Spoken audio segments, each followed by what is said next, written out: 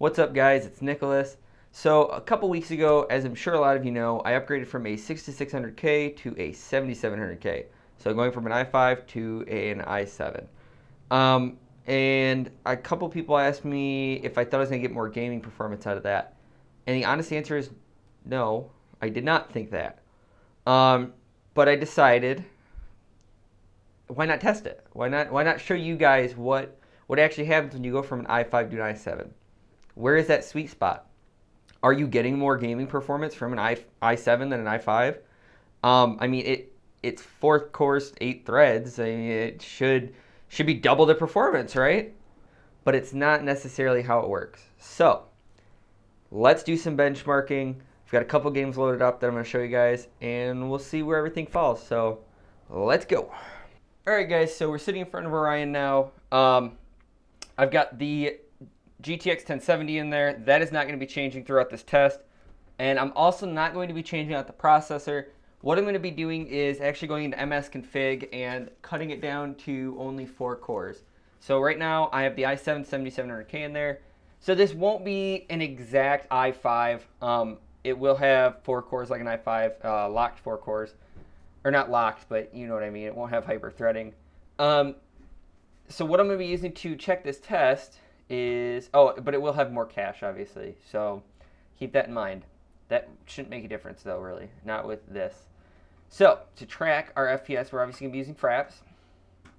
Good old fraps.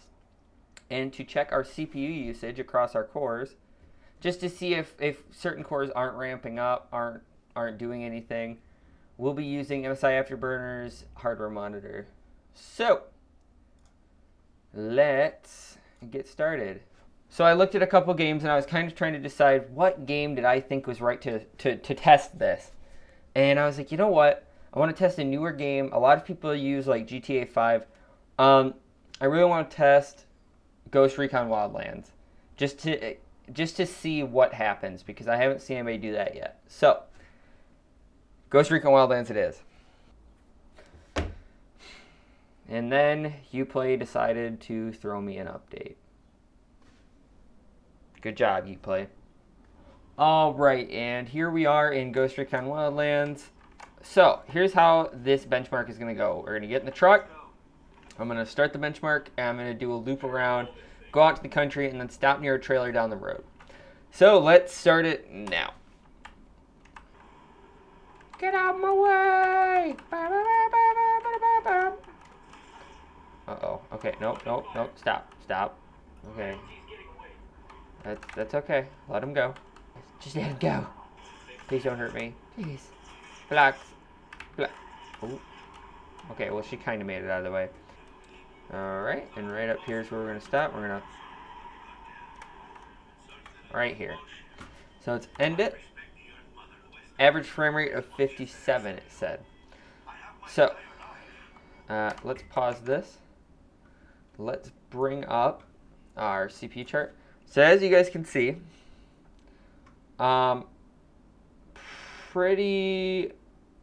it looks like most of the cores were doing something most of the time. I mean, there was this weird drop right here. I don't know what that was. But overall, so this core right here, so core 3, stayed pretty consistent the whole time through. These ones kind of dropped down sometimes, but most of the time they were doing what this core was doing, and that's it. So, seeing that, let's look at... So what I'm saying is that it was pretty evenly spread out throughout the cores. It wasn't just one core doing all the... Oh, there it is. Doing all the work. Now if I can get this to... Okay. Yep. Okay, thank you. Yep. 56.528. You guys obviously can't read that. This screen's a little blown out on the video. Just don't worry about it. 56.528. So now what I'm going to do is,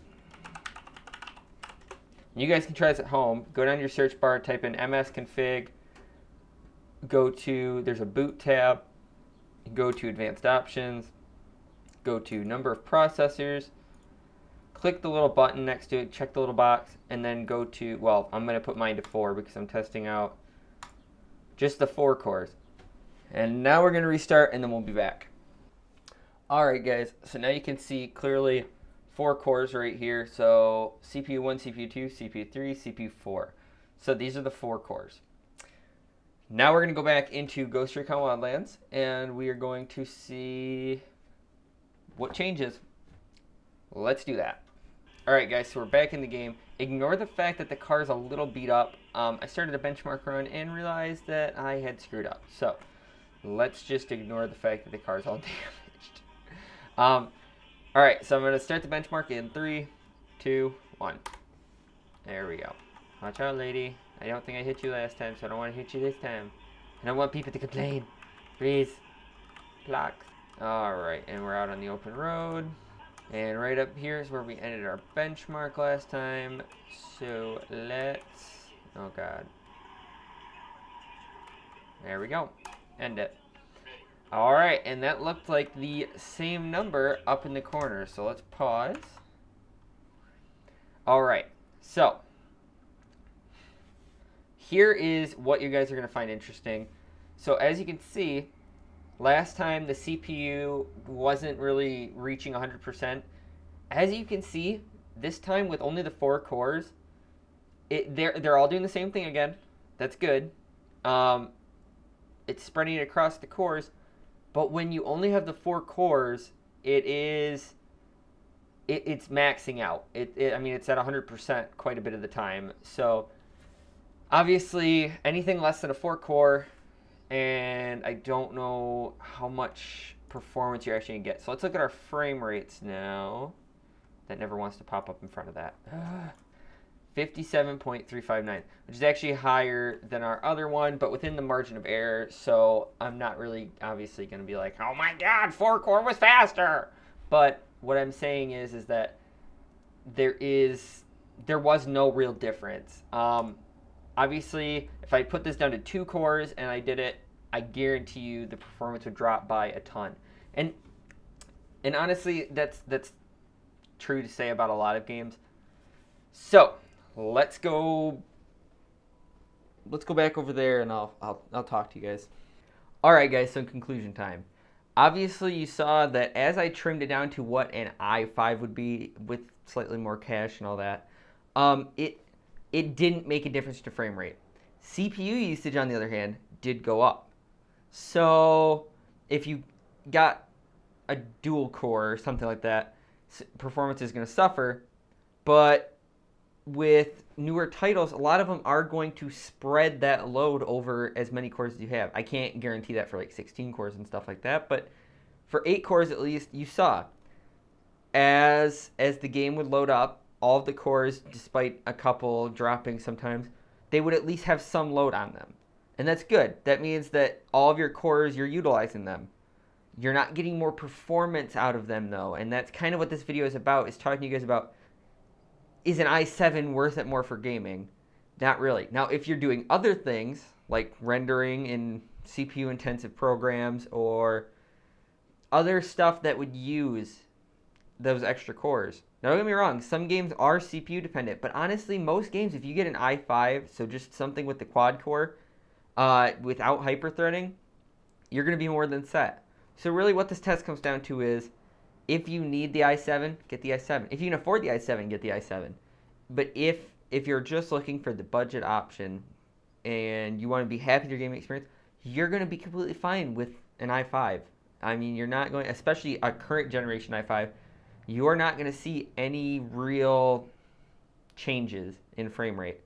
Now, GPU-wise, maybe that extra $100 could be spent towards GPU. Instead of getting a 1070, you get a 1080. That would make a bigger improvement in your games. So, yeah. Anyways, guys, that's it for this video. I really hope you guys enjoyed it. I enjoyed making it. I want to do more of these videos where I kind of not just sit in front of the camera and talk. I want to do stuff for you guys. And hopefully there's more of that coming up. So make sure you guys are telling your friends about the channel. Subscribe if you haven't already. Leave me a like if you liked the video. Leave me a dislike if you disliked it. Tell me why you disliked it, or tell me why you liked it. Again, I always respond to you guys. I enjoy talking to you guys. It makes me feel good when I can talk to you guys and know that you're enjoying my videos, or why you're not enjoying them, and I can hopefully work on that. Twitter and Instagram down in the description. Amazon affiliate link if you guys want to use that, help out the channel a little bit. That would be awesome. But anyways, guys, thank you so much for watching. It means the world to me, and I will see you guys in the next video.